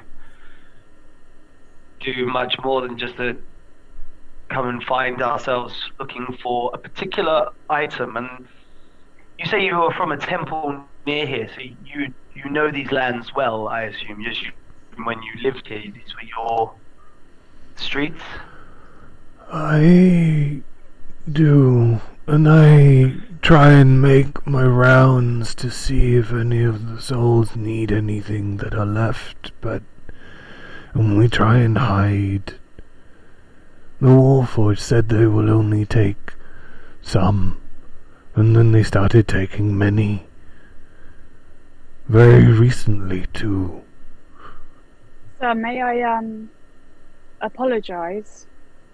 Ellerid gets down on one knee and bows, and she says, "We were told by our patron some lies, I believe, and other stories are told outside of here, and we did not know the truth, and I apologise for doubting your innocence in this." I can give no blame. And he holds up kind of this ghostly, like, skeletal hand with just the barest semblance of, like, ethereal flesh around it that you can see through it. It goes, "Look at me." Would you like to take us to your temple, where we may rest and talk further? Is it safe and close? I believe those hunters will be back very soon. There are more of them. Look, it would be dangerous to move through the rest of the city. I will travel with you, and you cannot fear these spirits or the dead, while I, Mercator, travel with you. Thank you. Cool. I don't want to. We don't want to run into Venkman and his cronies anymore. Where should we go, Zook? Tell us. Direct us, please. Team meeting, if we could, possibly. We have a mission to do. Our patron has asked us to find the floating castle. Surely that's the way we should be heading, right? We need to rest, Sir Alistair. I'm sorry, but this time we really must insist. I completely... 1 hour. I'm not saying that we shouldn't rest. I'm saying that the direction of which we are heading should be towards the floating castle. We can rest on the way, and I'm happy to get off the streets and not go into those cronies and all that kind of stuff. What I don't want to do is go further down the rabbit hole, down somewhere we are going in the wrong direction, because then that rest will only be wasted fighting our way back the way we need to go. Does that make sense? I don't believe I suggested otherwise. Cool. So, where is the floating castle is the first thing, so we know if... Zook, have you heard of this floating castle? You seem to be accustomed to these lands. You seem to know a lot about it. I've been here a while, so let me check my notes. See if I've seen anything floaty castle like. You from the travels? No, this floating castle doesn't ring any bells. You see him sort of flicking through quite a big looking book. It's bound in metal rather than in leather or anything like that, but it's still got paper pages inside it, and there's like some of them unfold as he's kind of reading through it, looking through it. He's very quickly skimming through it, and he sort of slots back into sort of down the side of his inside of his suit, like no castles, no floaty castles. Okay. The spirit. Sorry, I forgot your name, sir. What was the spirit called again? Sir, I missed your name. It's Mercator. It's like nudge you with a giant arm. It's Mercator. Mercator. Like, Market. I believe that it is very important for us to go quickly. Where, like, away from here, I don't believe the temple that I was at would be a good place. It is where they came for me.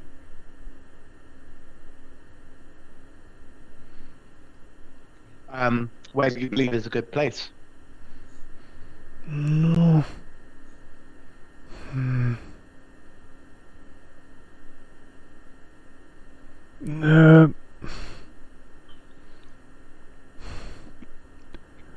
The Warforged stick to the city.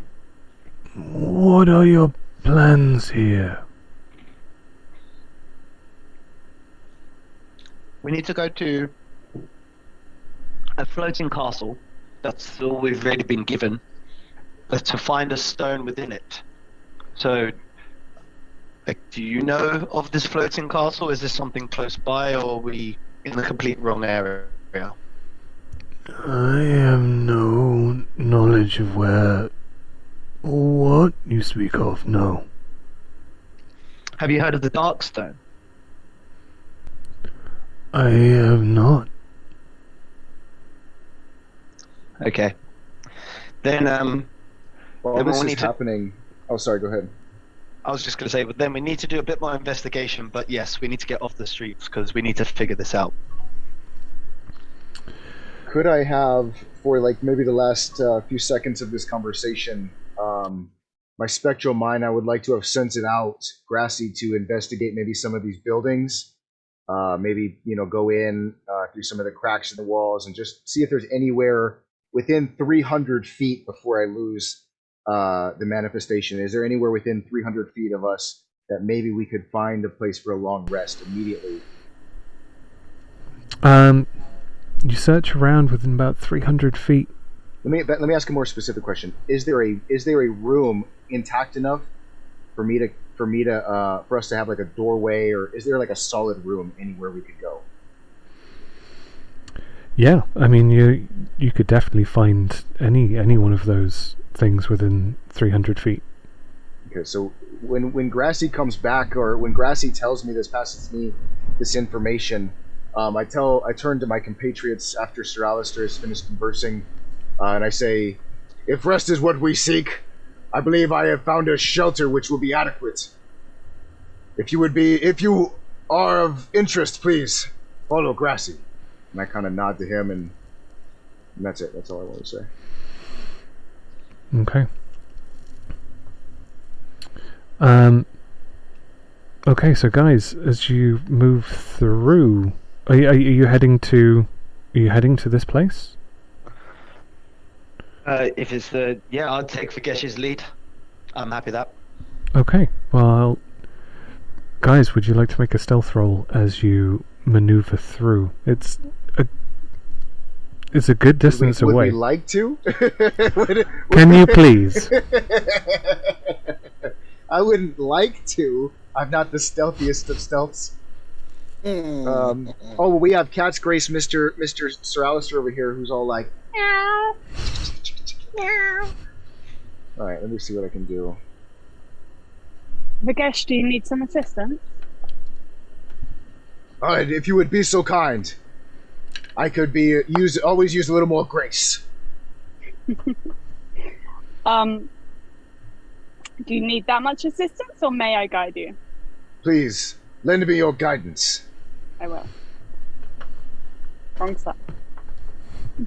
Moonweaver, thank you. 18 plus whatever she's going to give me, so I'm assuming it's decent enough. 18 plus at least a 1 more. 4. 22. 4, hey, 22! So you got a 22? Meow. Alarid, what did you roll? Cat-like.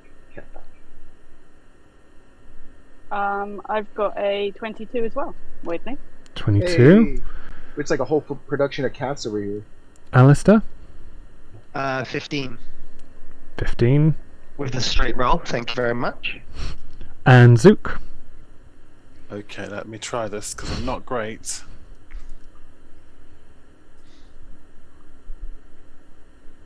$13.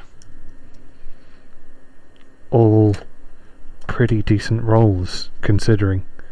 And what of your man of iron, little goblin? As it's time to move anywhere, I just pull back into it and it all closes back around me, and it's sneaking as best I can inside my suit. Which is why I'm sneaking with disadvantage.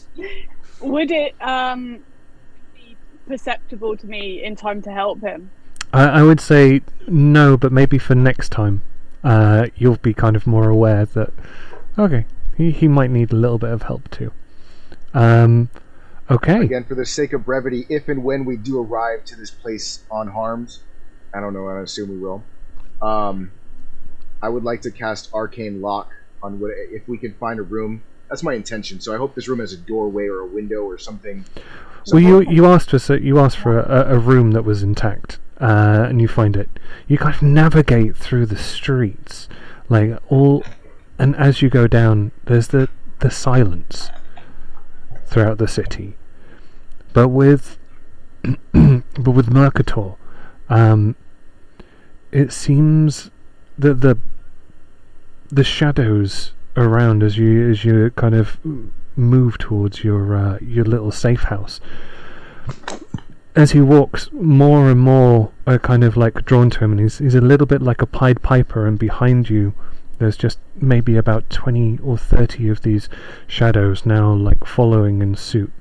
You get... It seems we're drawing a crowd. They will be harmless. If they are with me, then maybe the Warforged won't pay as much heed. Come. You find your safe house. It seems perfect for your intended goal. It's very, yeah. So there's a room. It's intact. It's got one door. It's fairly large. So you kind of walk up these steps. And the front door is slightly ajar.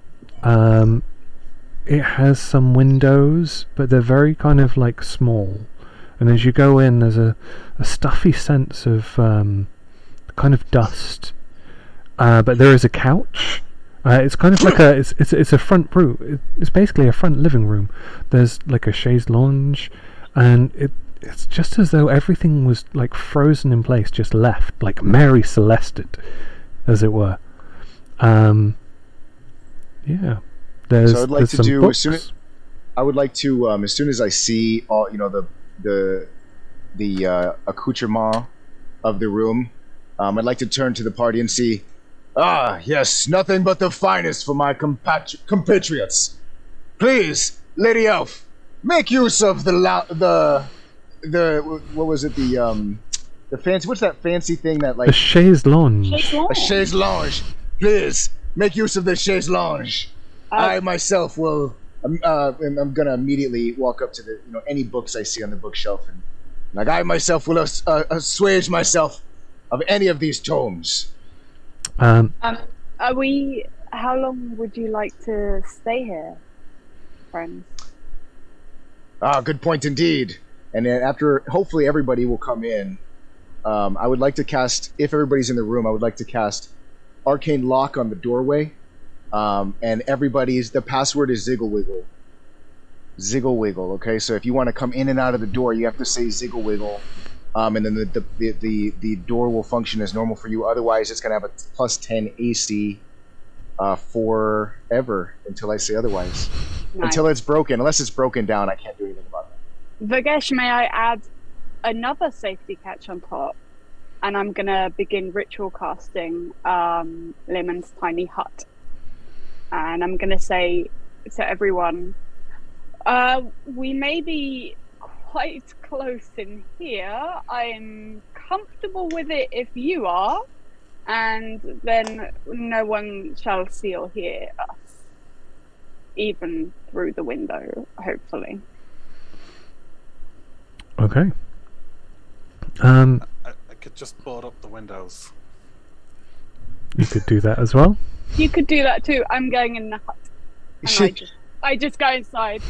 Where the she steps temperature is into her hut. perfect and everything's just lovely. I hear club music from inside the curtain. I invite you, but feel free to stay outside. Okay. Okay. Windows boarded. So Lehman's tiny hut. You start spending. Is it 10 minutes to cast? It is, yeah. And 9 creatures of medium or smaller size can fit inside. Yeah. And Could she? Go on. Sorry. I was just gonna say, could her tiny hut encompass? I mean, how big is the room? Could it encompass the whole room? The room itself is probably maybe 20 foot by 20 foot. Yeah, it's 10 foot, so... Okay, so about half. It's almost the the same. Yeah, It's- I mean, it's perfect kind of size for 4. 8 would be on top of each other, but 4, it's a nice kind of size. As long as the bookcase fits in there. Is it bigger on the inside? I think it's smaller on the outside. Yeah. like. Well, I was thinking like the tent in Harry Potter, where they have a little tent, but then you go inside and it's actually bigger on the inside.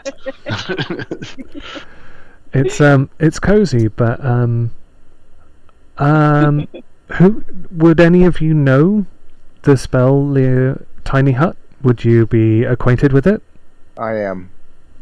Okay. I Well, presumed at least he would be. but I guess you know that the Tiny Hut is a pretty decent defensive barrier as well. Like it's pretty impervious. So we can see everything from the inside, but no one can see inside. And Ellerid, as it kind of goes up, it kind of it's almost like painted to the rest of the room, so that it looks like it's Like your translucent and chameleon invisible. friend, Pagesh.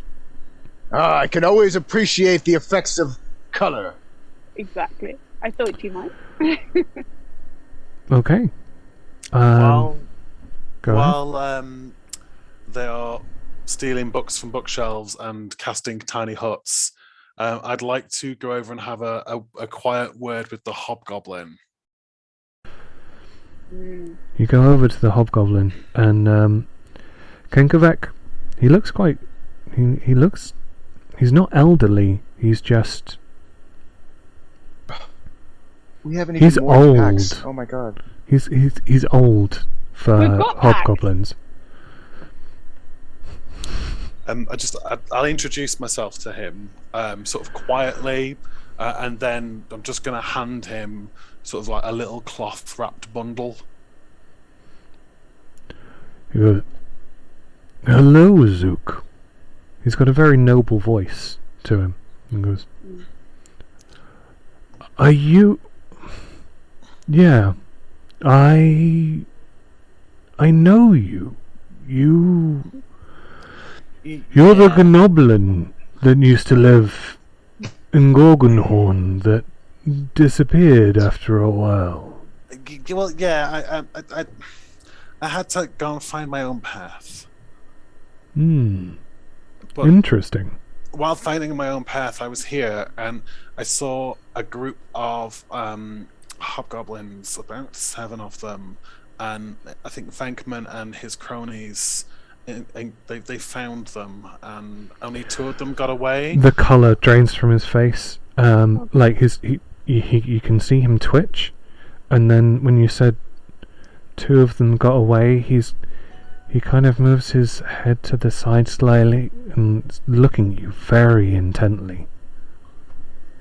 And I know that where it happened is probably too difficult for them to be recovered, so I recovered what I could, and I hand him this bundle with the teeth tags in it. Do you want to take these, or do you want me to look after them and see if we can get them back to their families? At the moment, so you say that, and you kind of your hands outstretched, and he's just looking at it.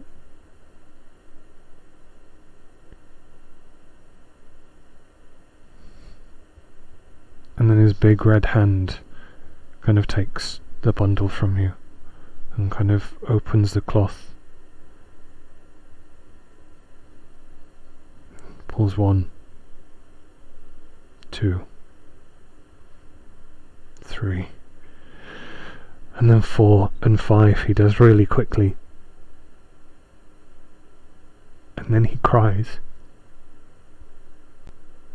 and wraps them back up. And he turns around and goes,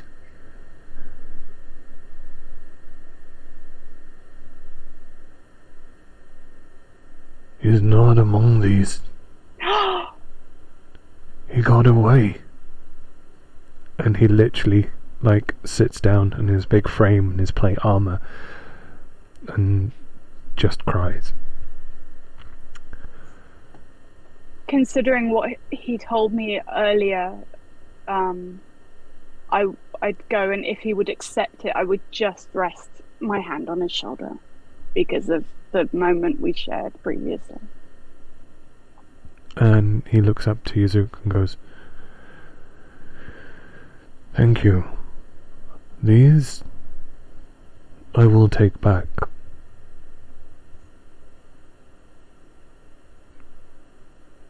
Yeah. Okay. I'm sorry. It sounds like it's good bad news. For me, yes. Not for these. But still. I appreciate you taking the time. So, which way did they go? I could probably take you to where it happened and point you in the directions that they went. I would appreciate that. But the trail also grows cold. Hmm.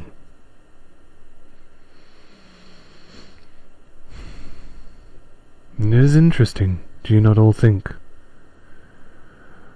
What the guy said about the packs. I didn't know that another one accompanied the platoon earlier.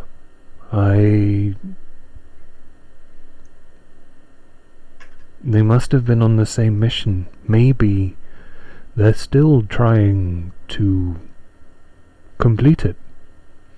If they know the location of the second transport circle, then if we head there, maybe I'll be able to find him. That is the way that I'm going.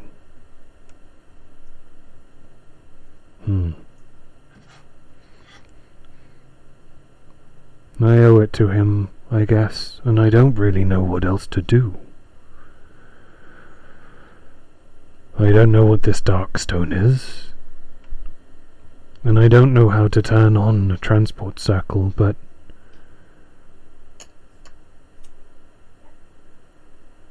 I have no other leads. Well, seeing as how Pax has been destroyed, or apparently destroyed. We don't know that yet. I have capabilities with mechanical structures. Ooh. And I have capabilities with I mean, nothing like you, Zook, obviously, but perhaps there's something that we could do. I don't know. I just don't know. In the meantime, I don't see why you have to be obliged to stay with us. If you are to set off on your own journey, please do not feel like we need to, or you need to be stuck with us. However, if you would like our assistance, once we have completed our quest, if you would come with us, I'm sure that we would gladly help you in your search, if it is not too late. The choice is yours, of course. I presume that we will probably be heading on the same direction. Do you still intend to go to the second transport circle? I know that it is on the way to the one... the destination that Phoenix talked about. Kankavek, But- are you willing yet to speak of Phoenix and what you know that we do not know? Because I suspect there is much. I think could we? I'm sorry, but I have to go, and I would hate to get into a really good piece of dialogue, because that's an excellent question, Elwood. But I really have to go right now, like right now. No worries. So what we will do, we will I'm sorry, kind of... guys. I know that's a bummer. No, it's not at all. No, not at all. I thought we were going to go to sleep and talk about it in the morning. And Yeah, try and let's talk act about in let's the morning. let's talk about this in the morning, because I have got to. I must consult my spell book. Okay. There is some changes that must be made for this journey. Please excuse If me, you and I could go off to stay a corner. overnight, Let me sleep on it. perhaps. Yeah. If you could stay overnight, so you can help me to learn, and maybe there's something we can do about Pax. If not, then it's c'est la vie. But I would appreciate your assistance overnight. Okay, I'll see what I can do. Thank you. Okay. And I guess with that, we will call this session into a close. Thanks very much. Good job, That everybody. was fun. That was a fun session. I like that. And that means that presumably, from what you told me in the break, if we were to wake up in the morning, Zook could have helped me overnight, and I would be able to tell the others what happened. Yeah. Because I only need 4 hours sleep, so... Okay. Elves and short Yeah. sleep cycles. So Well- with that, I do meditate. I'm gonna call the recording done. Oh, Thanks. I thought it was already done. Episode 3. Good stuff.